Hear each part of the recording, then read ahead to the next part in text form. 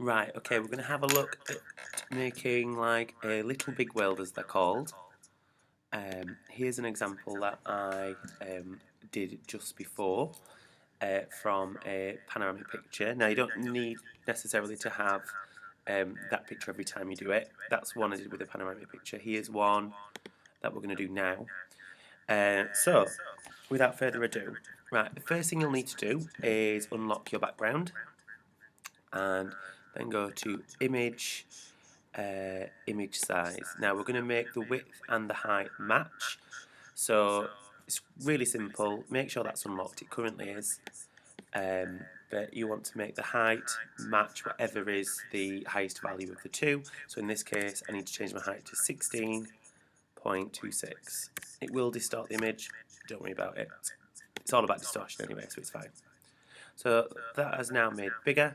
The next thing you'll need to do is transform it to flip it vertically. So you can go to Edit, Transform, Flip Vertical. You can do it using just Command T and doing a free transform, but if you do it this way, I guess you're just ensuring that it is done properly, I guess. Anyway, so now you've done that, we can look at now turning the image into a little big world. So we go on to Filter, Distort, get it, Polar Coordinates, and simply rectangular to polar, and you press OK, and then we have the start of our little big world. You've got all this sort of like slightly transparent noise around the edge. Don't worry about it, you can crop that out later or leave that in, that's totally up to you.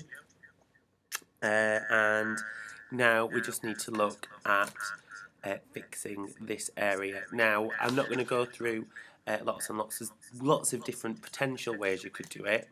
The first way perhaps is to make sure you pick a picture with straight horizon, one with a sky that sort of matches colour wise closer side to side. As you can see, I've got quite a big gap in between the two. Just a couple of tips that I've picked up along the way.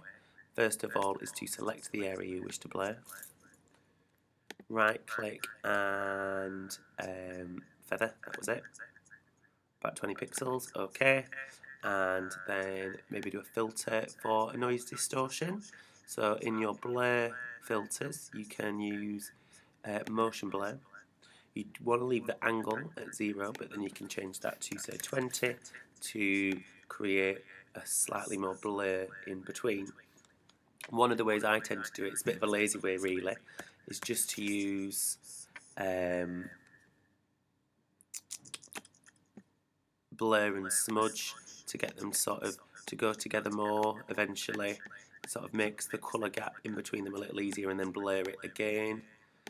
That's another way you can do it. However, you can work into that, blur it round, but a really simple, easy way to make it less noticeable.